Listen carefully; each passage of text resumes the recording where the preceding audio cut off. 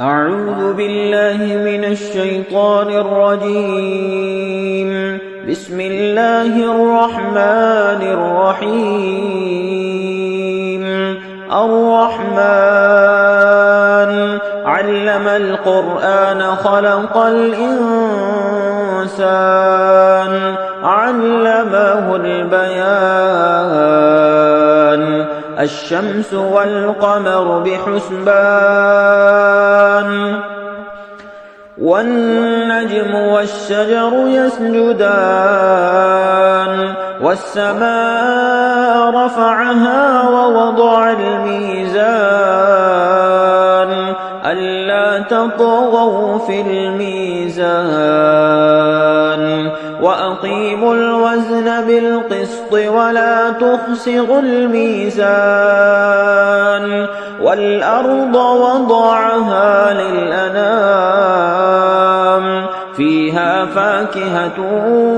والنخل ذات الأكمام والحب ذو العصف والريحان فبأي آلاء ربكما تكذبان خلق الإنسان من صلصال كالفخار وخلق الجان من مارج من نار فبأي آلاء ربكما تكذبان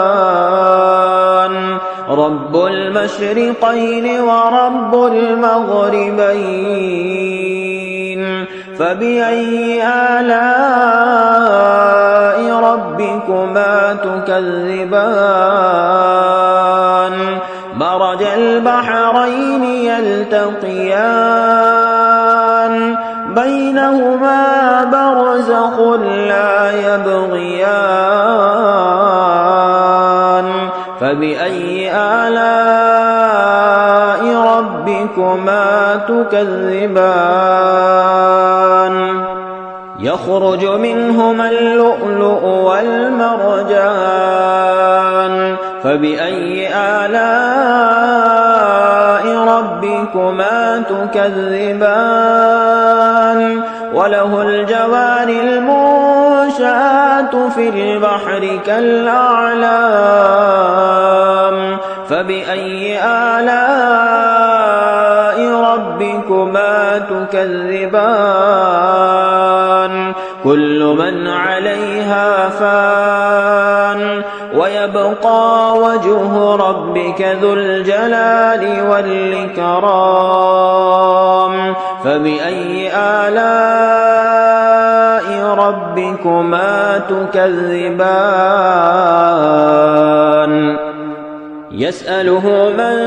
في السماوات والأرض كل يوم هو في شأن فبأي آلاء ربكما تكذبان سنفرغ لكم أيها الثقلان فبأي آلاء ربكما تكذبان يا معشر الجن والإنس إن استطعتم أن تنفذوا من أقطار السماوات والأرض فانفذوا لا تنفذون إلا بسلطان فبأي آلاء ربكما تكذبان يرسل عليكما شواظ من نار ونحاس فلا تنتصران فبأي آلاء ربكما تكذبان فإذا انشقت السماء فكانت وردة كالدهان فبأي آلاء ربكما تكذبان فيومئذ لا يسأل عن ذنبه إنس ولا جان فبأي آلاء ربكما تكذبان يعرف المجرمون بسيماهم فيؤخذ بالنواصي والأقدام فبأي آلاء ربكما تكذبان هذه جهنم التي يكذب بها المجرمون يطوفون بينها وبين حميم آن فبأي آلاء ربكما تكذبان ولمن خاف مقام ربه جنتان فبأي آلاء ربكما تكذبان ذواتا أفنان فبأي آلاء ربكما تكذبان فيهما عينان تجريان فبأي آلاء ربكما تكذبان فيهما من كل فاكهة زوجان فبأي آلاء ربكما تكذبان متكئين على فرش بطائنها من استبرق وجنى الجنتين دان فبأي آلاء ربكما تكذبان فيهن قاصرات الطرف لم يطمثهن إنس قبلهم ولا جان فبأي آلاء ربكما تكذبان كأنهن الياقوت والمرجان فبأي آلاء ربكما تكذبان هل جزاء الإحسان إلا الإحسان فبأي آلاء ربكما تكذبان ومن